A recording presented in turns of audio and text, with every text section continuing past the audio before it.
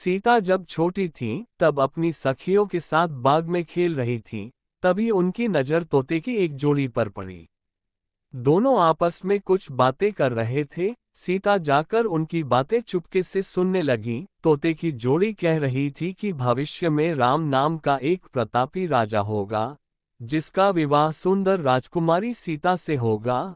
जब सीता ने उनसे पूछा कि ये सब उन्हें किसने बताया, तो तोते ने कहा कि उन्होंने महर्षि वाल्मीकि के मुंह से ये बातें सुनी। वे अपने आश्रम में शिष्यों को ये बात बता रहे थे। तब सीता ने कहा कि जिस राजकुमारी की वह बात कर रहे हैं, वो मैं हूँ। ये सुनकर तोते घबरा गए। उन्होंने कहा कि हम उड़कर कहीं दूर जा रहे हैं और कभी यहाँ नहीं आएंगे।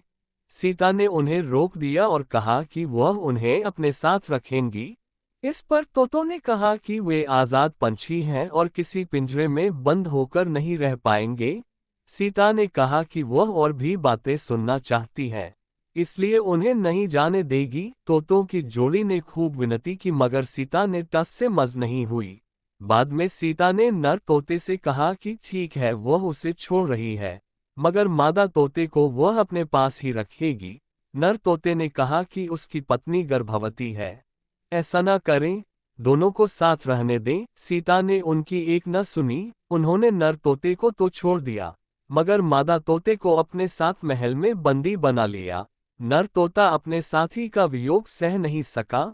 उसने सीता को श्राप दिया कि जैसे आज वह अपने जीवन साथी का वियोग सह रहा है, उसी प्रकार सीता भी एक दिन अपने पति का वियोग सहेंगी। कुछ समय बाद तोते ने अपने प्राण त्याग दिए। सीता को जब पता चला तो उन्हें बहुत दुख हुआ, मगर अब बहुत देर हो चुकी थी। कहते हैं कि इसी श्राप के कारण सीता को अपने पति श्री राम से दूर जाकर महर्षि वाल्मीकि के आश्रम में रहना पड़ा। दरअसल श्री राम रावण का वध करके 14 वर्ष का वनवास खत्म कर सीता और लक्ष्मण के साथ अयोध्या लौटे।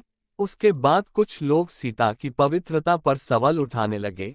एक धोबी ने भरी सभा में सीता की निंदा की। इसके बाद श्री राम ने प्रजा को ध्यान में रखते हुए अपनी पत्नी सीता को महल से बाहर निकालकर जंगल में रहने का आदेश दिया। उस समय सीता गर्भवती थी।